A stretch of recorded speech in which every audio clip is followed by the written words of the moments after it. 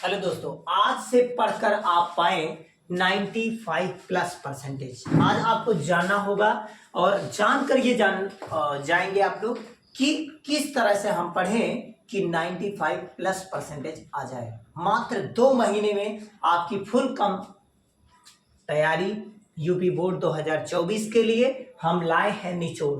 उस टॉपिक को केवल पढ़ के जाइए और आपका 90 पार होकर आइए। साइंस में फुल गारंटी, जिस इस विषय का बता रहे हैं, टोटल फुल गारंटी है कि अगर आप उतनी टॉपिक को पढ़कर जाते हैं तो आपका 95% कोई रोक नहीं पाएगा। लेकिन आप इस वीडियो में आप एक चीज कॉन्सेप्ट सीखेंगे कि बोर्ड में कॉपी कैसे लिखी जाएगी, वो भी मैंने वीडियो बना दिया है। आप जाइए प्लेलिस्ट खोलिए, प्लेलिस्ट में आपको मिलेगा अंकित क्लासेस 23 में आप जाइए, सर्च कीजिए, उसके बाद प्लेलिस्ट खोलिए, उसमें आप देखिए प्रत्येक वीडियो मैंने डाल दिया है कि किस प्रकार से आपको बोर्ड की कॉपी कैसे लिखें कि आपको कंप्लीट नंबर मिले, एक भी नंबर ना कट हो। ठीक है, तो इस टॉपिक से जब एक एक गलतियां आपकी सही हो जाएंगी तो ऑटोमेटिक 95+% आ जाएंगे। ठीक, तो इसमें आपका जो हाई स्कूल में सिलेबस है वो आपका टोटल 6 सब्जेक्ट है। कितने? टोटल 6 सब्जेक्ट है। ठीक है, कौन कौन से आप जानते हैं? सबसे पहले हिंदी। हिंदी आपका होता है 70 नंबर। ठीक है, 30 नंबर प्रैक्टिकल मिलता है, टोटल हो जाएगा 100 नंबर। ऐसे आपका इंग्लिश, इंग्लिश आपका है 70 नंबर, 30 नंबर प्रैक्टिकल 100 नंबर। ऐसे आपका सेम है मैथमेटिक्स, तो मैथमेटिक्स जो भी है ये भी 70 नंबर का आएगा, 30 नंबर प्रैक्टिकल। फिर आपका इंग्लिश के बाद आता है साइंस, यहाँ पर मैथ, साइंस, इंग्लिश। ठीक है, तो साइंस का कितना बनेगा? ये भी 70, 30 नंबर प्रैक्टिकल। ठीक है, इसके बाद आपका आता है सोशल साइंस, सोशल साइंस ये भी आपका बनेगा 70 नंबर प्लस 30 नंबर प्रैक्टिकल। मतलब हिंदी जो आपका है 70 number theory, 30 number practical. English भी 70 number theory, 30 number practical. Maths भी 70 number theory, 30 number practical. Science भी 70 नंबर थ्योरी, 30 नंबर प्रैक्टिकल। और सोशल साइंस भी 70 number theory, 30 number practical. Total आपको जो 180 नंबर है, 180 नंबर ये आपको स्कूल से मिलता है। आप जो प्रयोग की कॉपी बनाए हैं, जो बोर्ड की कॉपी बनाए हैं, उससे आपको मिल जाता है। ठीक है, और जब आपका रिटेन सही रहेगा, जब आपको अच्छे से याद रहेगा, तो आप एग्जामिनर के सामने या किसी भी टीचर के सामने एक्सप्रेशन जना सकते हैं, आप बता सकते हैं। कोई भी चीज वो पूछे तुरंत बताइए, आपका ये 180 प्लस हो जाएगा। ठीक है, और प्लस जो थ्योरी मार्क आपके हैं इसमें 20-20 क्वेश्चन, इसमें भी 20 क्वेश्चन आपका ऑब्जेक्टिव रहेगा, 50 रिटेन। इसमें 20 ऑब्जेक्टिव, 50 लिखने वाला रहेगा। इसमें भी 20 ऑब्जेक्टिव, सब में 20-20 ऑब्जेक्टिव आ गए हैं इस बार से।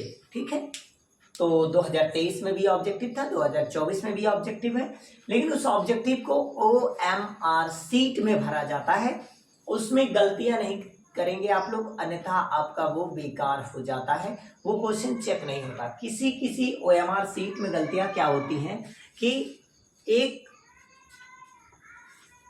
क्वेश्चन में दो विकल्प गोला कर देते हैं, तो उस पर आपको नंबर नहीं मिलता।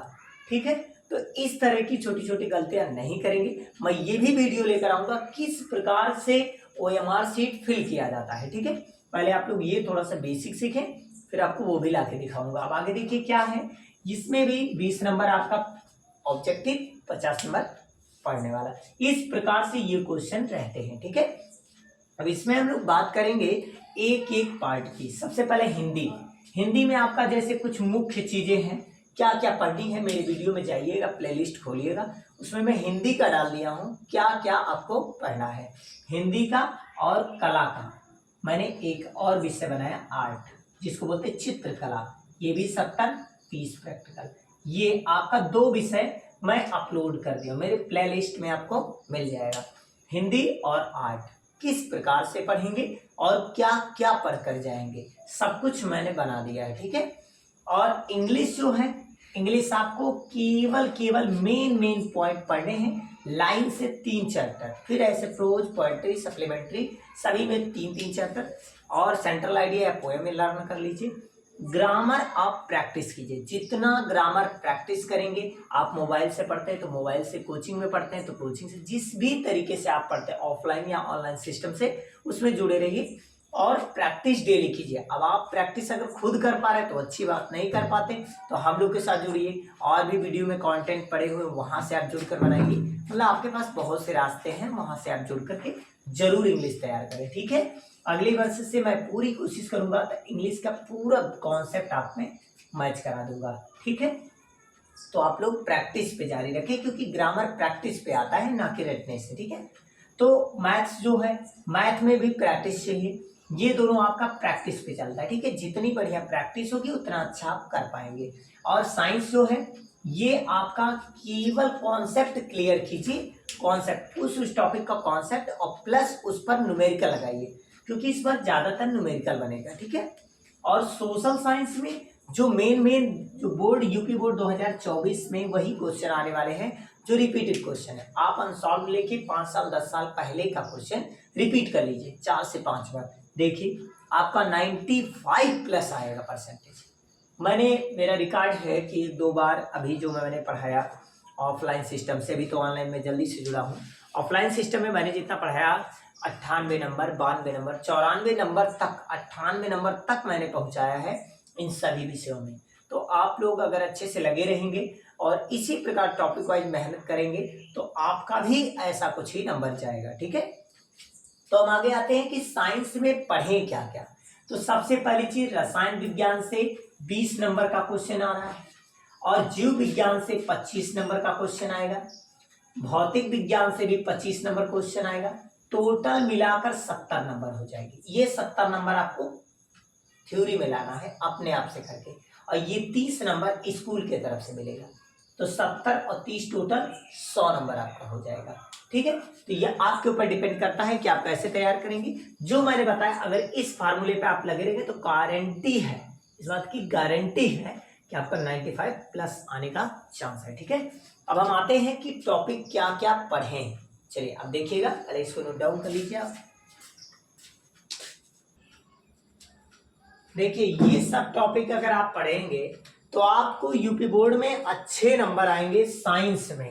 अगर इतना आप पढ़ के जानते हैं तो आपका विश्वास है मेरा कि आपके साइंस में 90 प्लस ही मार्क आने हैं, ठीक। इससे कम मार्क आपका नहीं आएगा साइंस के पेपर में, विज्ञान के पेपर में।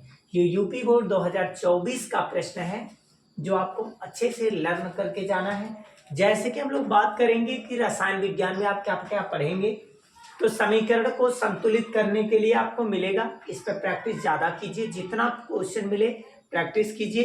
कैसे समीकरण को संतुलित करते हैं, उसमें परमाणुओं की संख्या बराबर करनी है, वो आप सीखें अच्छे से अच्छे। जितने क्वेश्चन मिले प्रयास करें, क्योंकि क्वेश्चन पैटर्न चेंज किया जाता है, क्वेश्चन बदला जा सकता है, लेकिन जो बैलेंस करने का तरीका है वो वही रहेगा, ठीक है। अगला आ सकता है कि रासायनिक अभिक्रियाओं के प्रकार, जैसे कि संकलन, वियोजन, विस्थापन और रेडॉक्स। ठीक, अब रेडॉक्स में उपचयन और अपचयन दोनों आते हैं, ठीक है। तो इससे क्वेश्चन बनेंगे। इसमें विस्थापन भी है, विस्थापन में द्विविस्थापन अभिक्रिया भी है, ठीक है। तो ये सब आप प्रकार अच्छे से देख के जाएं। 5 है, पांचों को पांचों देख लेंगे तो बहुत अच्छी बात है, इतना तो आप फिक्स करके जाएं, ठीक है। अगली चीज, अम्ल क्षार की परिभाषा भी आ सकता है, और इसके रासायनिक गुणधर्म बहुत ज्यादा प्रैक्टिस करें। बेसिकली भौतिक सबको पता होता है, रासायनिक ज्यादातर ध्यान देते हैं, ठीक है। पीएच पर न्यूमेरिकल और उसका महत्व क्या होता है हमारे दैनिक जीवन में, उसके बारे में आप अच्छे से पढ़िए। विरंजक चूर्ण, धामन सोडा और आपका प्लास्टर ऑफ पेरिस, और अगर पढ़ पाइए तो खाने का सोडा भी पढ़ लीजिए तो अच्छी बात है। इतना तो आप पढ़ के जाइए जो मैं दे रहा हूँ, और बनाने की विधि और रासायनिक गुणधर्म क्लियर हो जाए, क्योंकि कभी कभी पूछा जाए क्या होता है जब में, तो उसमें यही इसी का एग्जाम्पल उठा के दे दिया जाता है, ठीक है। तो अच्छे से प्रैक्टिस करके जाएंगे, जिससे अगर ये याद है तो क्या होता है जब का क्वेश्चन आराम से बना लेंगे, ठीक। तो अगली चीज, सक्रियता श्रेणी क्या होती है, ये अच्छे से पढ़ के जाए, चौथे चैप्टर का पॉइंट है। धातु और अधातु में अंतर, ये क्या होता है, तीसरे चौथे में सब मिलेंगे। तीसरे क्या है, ये दोनों पार्ट। धातु अधातु में अंतर भी है, धातु अधातु के रासायनिक और भौतिक गुणधर्म भी आप अच्छे से पढ़ेंगे। निस्तापन और भर्जन में अंतर बढ़िया से पढ़ेंगे, ठीक है। अयस्क और खनिज में अंतर, यानी स्थापन और भंजन में अंतर, ये सब अंतर जरूर आएंगे एक दो, तो उसको अच्छे से तैयार कर लीजिए, ठीक है। और समझातीय श्रेणी तैयार कर लीजिए, और IUPAC नामकरण पढ़ लीजिए, साबुन के अपमार्जक विधि ये अच्छे से पढ़ लीजिए, ठीक है। कपड़ा कैसे साफ किया जाता है, इन सब के बारे में, साबुन और अपमार्जक के बारे में अच्छे से पढ़ें, और IUPAC नामकरण अच्छे से सीख लें, ठीक है। जैसे इतने टॉपिक को अगर पढ़ के जाते तो इसी में से आपका कुछ टॉपिक का क्वेश्चन मिल जाएगा आपको, ठीक है। इससे बाहर का क्वेश्चन बहुत मुश्किल है मिलना, तो आप इतना बहुत अच्छे से तैयार करके जाएं, रसायन विज्ञान आपका कंप्लीट हो जाएगा, ठीक है। 5वां चैप्टर नहीं पढ़ना इस बार, क्योंकि 5वां चैप्टर बोर्ड ने इस बार 2024 में कट कर दिया है, ठीक है। तो 5वें चैप्टर में आपको पढ़ने की जरूरत नहीं है। चलिए अब आते हैं भौतिक विज्ञान में क्या आपको पढ़ना है। जैसे भौतिक विज्ञान में जो अभी तक बोर्ड एग्जाम में क्वेश्चन बनते थे वो फिक्स क्वेश्चन थे, लेकिन इस बार कुछ फिक्स क्वेश्चनों को कट कर दिया गया है। जैसे आप जानते होंगे विद्युत चरित्र, विद्युत मोटर आपने नाम सुना होगा। अक्सर करके बोर्ड में कभी भी ऐसा नहीं हुआ कि विद्युत मोटर ना पूछा जाए, विद्युत जनित्र ना पूछा जाए, एक ना एक आता था। लेकिन इस बार यूपी बोर्ड 2024 में इसको सिलेबस से हटा दिया है, ठीक है। इस बार यूपी बोर्ड 2024 में नहीं आएगा। यदि आता है तो आपको घबराने की कोई ज़रूरत नहीं है, क्योंकि जो आउट ऑफ सिलेबस के बाहर क्वेश्चन दिए जाते हैं तो उसका फ्री नंबर मिलता है। उसको आप लिखेंगे या नहीं लिखेंगे, फ्री नंबर मिलेगा, ठीक है। तो उसमें घबराने की ज़रूरत नहीं कि मुझे मैंने सिलेबस में ये नहीं देखा, मुझे सिलेबस के बाहर क्वेश्चन मिले, तो आपको ऐसा कुछ भी नहीं सोचना है, आपको फ्री में वो नंबर मिलेगा, ठीक है। लेकिन इस बार वो कट कर दिया, उसको पढ़ने की कोई ज़रूरत नहीं है, ठीक है। तो क्या पढ़ना है भौतिक विज्ञान में, आइए हम दिखाते हैं आपको क्या पढ़ना है। पहले परावर्तन का नियम पढ़ना है। इस बार इधर से फर्स्ट डिवाइड से ज़्यादा क्वेश्चन बनेंगे और विद्युत के सवाल मिलेंगे, ठीक है। जैसे परावर्तन के नियम हो गए, प्रतिबिंब की किरण आरेख, अवतल और उत्तल दर्पण से प्रतिबिंब खींचने के 6 नियम हैं, उसमें से तीसरा चौथा बहुत ज़्यादा उठता है, 6वां वाला उठता है, ये सब ऐसे केसेस हैं। उत्तल दर्पण का एक ही बनता है, सेकंड वाला जो है वो आपका बहुत रिपीट किया जाता है। और यूपीएफ में संबंध पूछे जाते हैं, 1/v बराबर निकालेंगे, या फिर 1/f बराबर 1/v प्लस 1/u का निकालते हैं ना फार्मूला, और लेकिन उसका निगमन नहीं आपसे पूछा जाएगा। क्लास 10 में निगमन हटा दिया गया है, ठीक है। तो ये भी नहीं आएगा, निगमन नहीं आएगा, केवल संबंध पूछा जाएगा। संबंध लिखने के बाद आप जहां लिख दीजिएगा, जहां f बराबर फोकस दूरी, v बराबर दर्पण से प्रतिबिंब तक की दूरी, u बराबर दर्पण से वस्तु तक की दूरी, ठीक है ना। तो केवल आप फार्मूला अच्छे से सीख के जाएं और फार्मूले का जहां करके लिख दीजिएगा, ठीक है। और उस पर न्यूमेरिकल ज़्यादा से ज़्यादा प्रैक्टिस करके जाए। आवर्धन गुनी गुना का क्वेश्चन जो आता है ना, 3 गुना है, 4 गुना, इस टाइप के क्वेश्चन बहुत अच्छे से प्रैक्टिस करें, क्योंकि एक मिलना है आपको, ठीक है। अपवर्तन के नियम में आपका है, अपवर्तन का नियम अच्छे से तैयार कर लें। लेंस की क्षमता तैयार कर लें। लेंस की क्षमता पे न्यूमेरिकल आपको मिल सकता है, ऑब्जेक्टिव में भी मिल सकता है, क्योंकि 20 क्वेश्चन आपके ऑब्जेक्टिव इसी टॉपिक पे ऑब्जेक्टिव भी आपको मिल जाएगा, ठीक है। बाहर को भी नहीं पढ़ना है आपको, ठीक। P बराबर 100/f, P बराबर 1/f, और लेंस की क्षमता में इतने पे जो फार्मूले हैं प्रकाश के अपवर्तन से, ये समझ लीजिए कि न्यूमेरिकल ही आना है, ठीक है। तो इस सब फार्मूलों पे न्यूमेरिकल मिल सकते हैं आपको, ठीक। दीर्घ दृष्टि दोष मिल सकता है, दीर्घ दृष्टि दोष को ही आप लोग दूर दृष्टि दोष कहते हैं, ठीक है। तो दीर्घ दृष्टि दोष कहें या दूर दृष्टि दोष का, दोनों एक ही चीज है। और निकट दृष्टि दोष, इनके कारण, निवारण और परिभाषा तीनों अच्छे से तैयार कर लेंगे। और वर्ण विक्षेपण पढ़ के चले जाएंगे। वर्ण विक्षेपण क्या होता है, प्रकीर्णन क्या होता है, प्रकाश का प्रकीर्णन, किचेकर्ण आकाश का रंग नीला होता है, स्वच्छ आकाश का रंग नीला, सूर्योदय और सूर्यास्त के समय सूर्य का रंग रक्तांग क्यों दिखाई देता है, ये सब आप पढ़ के अच्छे से जाएं, क्योंकि उसके अनुप्रयोग ज्यादा उठाए जाते हैं। और ओम का नियम पढ़ लीजिए। ओम का नियम क्या है, ओम के नियम का सवाल। और प्रतिरोधकता मतलब विशिष्ट प्रतिरोध पर किन किन कारकों पर निर्भर करता है, ये आप अच्छे से पढ़ के जाए। इस पे सवाल, जैसे एक तार है, उसकी लंबाई L है, उसको खींच कर दोगुनी कर दिया जाए तो उसकी प्रतिरोधकता क्या होगी, इस प्रकार से अगर क्वेश्चन बने तो ये आप अच्छे से पढ़ के जाए, ठीक है। श्रेणी क्रम और पार्श्व क्रम संयोजन में ज्यादातर चांस है पार्श्व क्रम संयोजन, और अगर ये नहीं पूछा जाता तो आपको इस पे सवाल मिलेंगे, ठीक है। विद्युत पे फिक्स मान के चलिए, इस बार न्यूमेरिकल ज्यादा आएंगे, प्रैक्टिस को अच्छे से करेंगे। फ्लेमिंग के बाएं हाथ का नियम आप पढ़ लेंगे, और चुंबकीय क्षेत्र रेखाएं के गुण और प्लस न्यूमेरिकल, ठीक है। न्यूमेरिकल किसका तैयार करेंगे, आपको सर्किट का क्वेश्चन मिलेगा इस बार, ठीक है। अभी 2023 में भी मिला था और 2024 में भी आपको मिलेगा। फरवरी में आपका एग्जाम है, तो ये मान के चलिए, क्योंकि अप्रैल में आपका इलेक्शन है, तो इलेक्शन के पहले ही आपका बोर्ड एग्जाम होगा, क्योंकि उसी में आचार संहिता भी लागू हो जाती है। ठीक है, तो ये मान के चलिए आप कि आपको तैयारी मात्र 2 महीने में करनी है। आपको सिलेबस में दे दिया हूँ, इसी के अकॉर्डिंग पढ़िए, इससे बाहर परेशान होने की कोई जरूरत नहीं है आपको। ठीक है, तो ये आपका है, इस पे न्यूमेरिकल प्रैक्टिस करें, क्योंकि सर्किट के क्वेश्चन इस बार मिलेंगे। अगली चीज, जीव विज्ञान में क्या आप पढ़ेंगे, पौधों और जंतुओं में पोषण कैसे होते हैं, कैसे वो बढ़ते हैं, कैसे क्या उनका पालन कैसे होता है, ये सब। श्वसन में जैसे आप सांस कैसे लेते हैं, अब वो किसी का भी हो सकता है कि फेफड़े के बारे में, फेफड़े की आंतरिक संरचना, फेफड़े के बारे में इंट्रोडक्शन, पूरी जानकारी आप अच्छे से रखें। जीव विज्ञान में आप जितना अच्छा फिगर बनाएंगे उतना अच्छा आपको मार्क मिलेगा। फिगर अच्छा होगा, नामकरण अच्छा होगा, तो आप अच्छे से बना ले जाओगे। ठीक है, और बना लोगे तो नंबर अच्छा खासा आपको मिलेगा। ठीक है, क्योंकि बोर्ड में फिगर और रिटन नामकरण देखा जाता है, क्योंकि इतना समय नहीं होता कि तुम्हारा कोई एक एक वर्ड पढ़े, लेकिन जब गलत लिखते हो तो सबसे पहले निगाहें गलत पर जाती हैं। बहुत लोग सोचते हैं मैं कुछ भी लिख दिया, ऐसी कोई बात नहीं है, क्योंकि गलतियां आप खुद को पता होगा कि अगर मैं बोर्ड पे 10 चीज़ अच्छा लिखा हूँ आपकी निगाहें नहीं पहुँचेंगी, लेकिन कहीं अगर एक छोटी सी गलती कर देंगे तो आप पहले उसे देख लेंगे। ऐसा होता है, तो वही खास टीचर में भी होता है। टीचर भी कापियाँ जब चेक करता है तो उसको गलतियाँ पहले दिखती हैं और अच्छाई बात नहीं। इसीलिए आप ऐसी गलती नहीं करेंगे कि जिससे आपका नुकसान। नहीं आता तो बात अलग की है कि आप कुछ भी भर दी, लेकिन ऐसा नहीं करना चाहिए। पढ़ के जाइए, पढ़े रहेंगे तो कुछ जरूर करेंगे। ठीक है, विश्वास है मेरा। और परिवहन और उत्सर्जन के बारे में जान लेंगे। ठीक है, पादप हार्मोन्स का परिचय क्या होता है, पेड़ पौधे या जो हार्मोन्स के बारे में है, इसके बारे में इंट्रोडक्शन पढ़ के जाएंगे। जंतुओं में नियंत्रण कैसे किया जाता है, इसके बारे में पढ़ लीजिएगा। ऐच्छिक अनैच्छिक पेशियां क्या होती हैं, लैंगिक और अलैंगिक प्रजनन क्या है, HIV और एड्स के बारे में पढ़ लीजिए।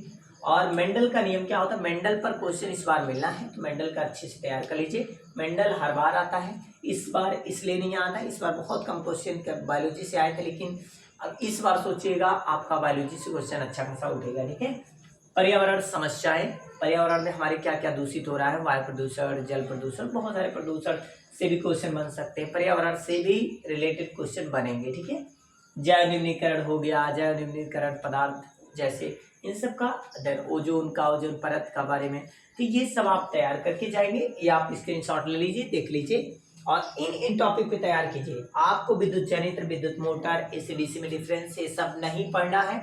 जो भी टीचर ये बताता है कि इसको पढ़ के जाइए, बिल्कुल मत ऐसा कीजिए, क्योंकि इस बार सिलेबस में कट चुका है। वो पिछली बार का सिलेबस जो आपको लोग बता रहे हैं उसको बिल्कुल ना पढ़ के जाए। ठीक है, नहीं तो आपका नंबर घट सकता है। आप छूट में मेहनत करेंगे, कोई फायदा नहीं है उसका।